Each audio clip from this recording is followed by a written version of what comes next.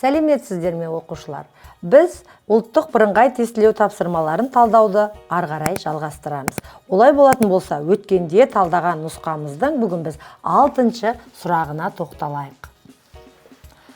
6-шы сұрақ: уақытша судың әсерінен пайда болған жазықтың түрі дейді. Балалар, біз сіздермен жалпы жазықтарды бөлеміз, тегіс жазық, төбелі жазық, немесе абсолюттік биіктігі бойынша ойпат, қырат, үстірт деп бөлеміз. Ал енді бүгінгі сұрақтың жауабы қалай болады екен? Олай болса, біз дистракторларды оқиық.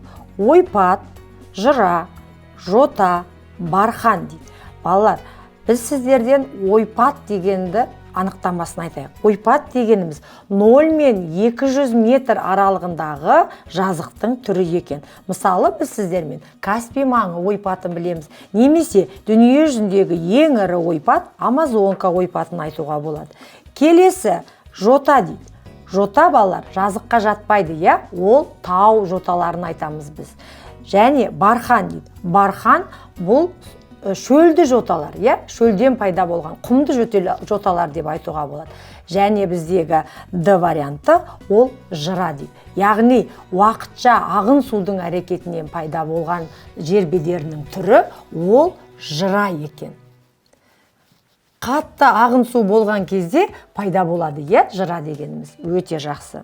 Келесі сұрақтарға тоқталу үшін, балалар, жалпы біз сіздермен Қазақстандағы болсын, жалпы ерекше қорғалатын аумақтар туралы айтамыз екен. Оларға не жатуы мүмкін? Әрине, қорықтар, ұлттық саябақтар, табиғи ескерткіштер жатады, Жақсы, олай болатын болса, біздің сұрағымыз Қазақстан қорықтарын табу керек екен. Мен сұрақ дистракторларына тоқталайын.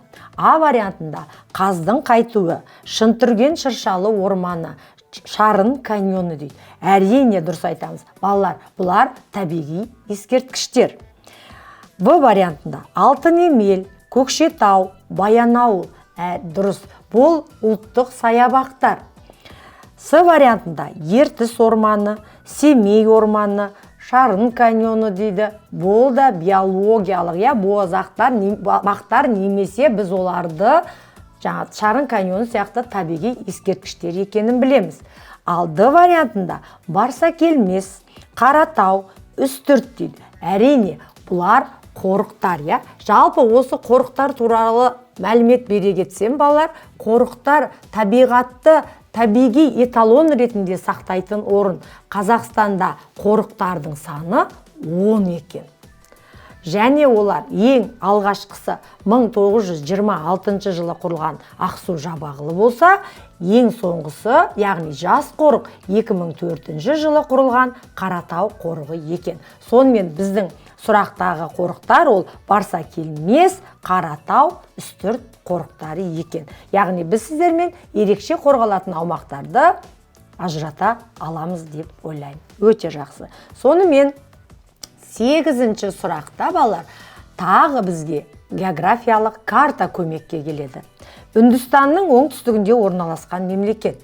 Үндістан жалпы Азиядағы жетекші дамушы ел. Ол оңтүстік Азияға жатады, және ал оңтүстік Азияда ол орналасқанның оңтүстігінде қандай ел орналасқан дейді.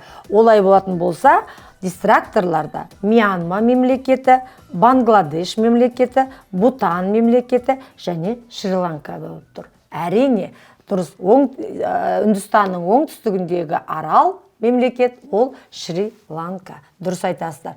Жалпы вариантта берген мемлекеттердің барлығы олар оңтүстік Азия және оңтүстік Шығыс Азияда. Өте жақсы. Енді келесі сұраққа көшейік. Бұл біздің қазақстандық машина жасау кешеніне арналған сұрақ екен.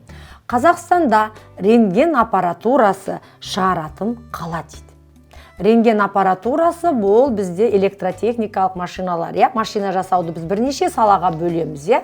Ауыл шаруашылық машиналарын жасау, ауыр машина жасау, электротехникалық машиналар жасау.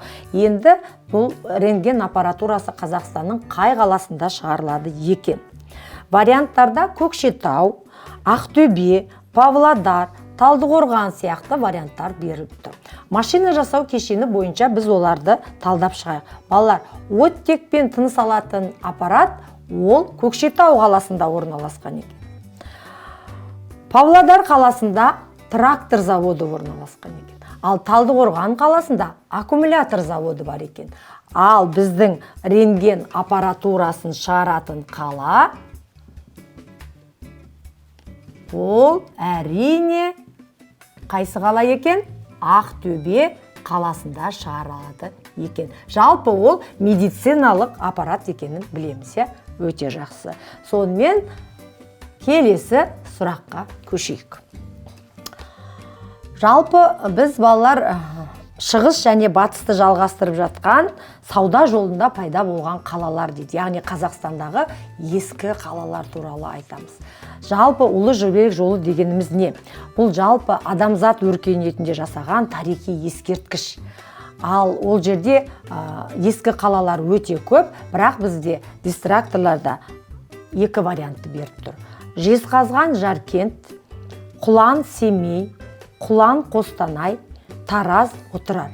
Әрине, бұл сұрақтың жауабы Тараз Отырар. Бірақ мен сіздерге сол Жетісу мен оңтүстік Қазақстанда сауда қалалары болған ескі қалаларды жіктеп бергім келіп тұр. Олай болса мұқият тыңдайық. Әрине, жаңағы вариантта кездесіп тұрған Құлан қаласы бұл ескі қала. Бірақ оның жанындағы Қостанай немесе Семей қалалары ол Ұлы Жібек жолындағы сауда қалаларына жатпайды, Құлан вариантта болған Тараз, Отырар қаласы және Аспара қаласы. Бұлар ескі қалалар, Ұлы Жібек жолында бізге қызмет еткен деп айтуға болады. Сығанақ қаласы және тағы басқа деп айтуға болады.